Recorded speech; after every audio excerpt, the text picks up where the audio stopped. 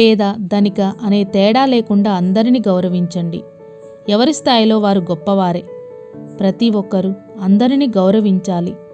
నిజానికి పేద ధనిక చిన్న పెద్ద అనే తేడా లేకుండా అందరినీ గౌరవించాలి. అప్పుడే మీకు కూడా తిరిగి గౌరవం దక్కుతుంది.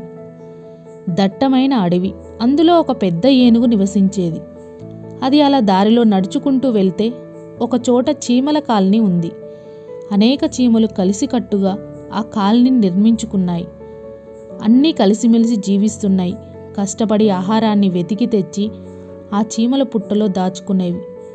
ఏనుగుకు ఆ చిన్న చీమలను చూస్తే చాలా నవ్వొస్తుంది. వాటిని చులకనగా చూస్తుంది. తన పరిమాణాన్ని, చీమల పరిమాణాన్ని చూసి గర్వంగా మాట్లాడుతుంది. అయినా సరే చీమలు ఏమి పట్టించుకోకుండా తమ పని తాము చేసుకునేవి. ప్రతిరోజు ఆ చీమల కాలనీ ద్వారానే ఏనుగు నడుచుకుంటూ వెళ్ళేది.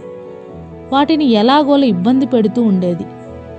ఒకసారి కాలుతో తొక్కేయడం, ఇంకోసారి చీమల పుట్టలను తొండంతో కొట్టడం వంటివి చేసేది. ఒకసారి తొండంలో నీళ్లు నింపుకొని వచ్చి ఆ చీమల పుట్టలపై చల్లింది. దీంతో చీమలు నివాసాన్ని కోల్పోయాయి. చీమలు బాధతో అరుస్తూ ఉంటే ఏనుగు ఆనందంగా నవ్వేది. మిమ్మల్ని అందరినీ నా కాలి కింద వేసి తొక్కేస్తా అంటూ ఏడిపించేది. అయినా చీమలు ఓపిగ్గా ఉండేవి. ఆ ఏనుగు చేసే పనులను భరిస్తూ మళ్ళీ తమ ఇళ్లను కట్టుకున్నాయి. చీమలు కొత్తగా ఇల్లు కట్టుకోవడం చూసి ఏనుగు మళ్ళీ రెచ్చిపోయింది. వెళ్ళి తొండం నిండా నీళ్లు నింపుకొని వెళ్ళి చీమల కాలనీపై చల్లింది. దీంతో మళ్ళీ చీమలు ఇల్లు లేక నిరాశ్రయులయ్యాయి. ఇలాగే ఊరుకుంటే ఏనుగు తమ ప్రాణాలను తీస్తుందని అర్థమైంది చీమలకి. అందుకే తమ ప్రతాపం ఏంటో చూపించాలనుకున్నాయి. ఏనుగుకి గట్టి గుణపాఠం చెప్పాలని నిర్ణయించుకున్నాయి. మరుసటి రోజు ఏనుగు వచ్చినప్పుడు ఏనుగు తొండంలోకి వెళ్ళి అక్కడే కూర్చున్నాయి. ఏనుగు ఎంత బతిమాలినా బయటికి రాలేదు. మాకు ఇల్లు లేకుండా చేశావు, మేము నీ తొండంలో ఇల్లు కట్టుకుంటాము, ఇక్కడే ఉంటాము అంటూ ఏడ్పించాయి. ఏనుగు తాను చేసింది తప్పేనని ఒప్పుకొని క్షమాపణలు చెప్పే వరకు తొండంలోనే కూర్చున్నాయి.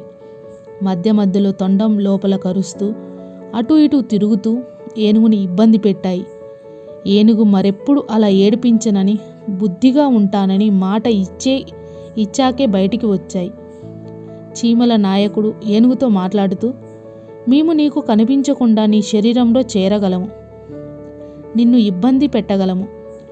అయినా కూడా తోటి జీవిగా నిన్ను గౌరవించి ఇన్నాళ్ళు ఆ పని చేయలేదు. కానీ నీవు మాత్రం నీ పరిమాణాన్ని చూసి గర్వంతో విర్రవీగావు. ఎవరిని ధనిక, గొప్ప, పేద వంటి సంబంధం లేకుండా ప్రతి ఒక్కరిని గౌరవించడం, దయతో చూడడం నేర్చుకో. లేకుంటే ఇలాంటి గుణపాఠాలు మరెన్నో ఎదురొస్తాయి అని హెచ్చరించింది. ఏనుగు చీమలన్నిటికీ క్షమాపణ చెప్పి తన దారిన తాను వెళ్ళిపోయింది. మళ్ళీ ఎప్పుడు చీమల జోలికి రాలేదు. ఏనుగే కాదు, ఎవరైనా కూడా ఎదుటివారిని చులకనగా చూడకూడదు. ప్రతి ఒక్కరిని గౌరవించాలి, దయతో చూడాలి, వీలైతే సహాయం చేయాలి. వీలు కాకపోతే నిశ్శబ్దంగా ఉండాలి. కానీ ఎదుటివారు బాధపడేటట్లు మాట్లాడకూడదు. అలాంటి పనులు చేస్తే భవిష్యత్తులో మీరే పశ్చాత్తాపడాల్సిన పరిస్థితికి రావచ్చు. గుర్తుంచుకోండి.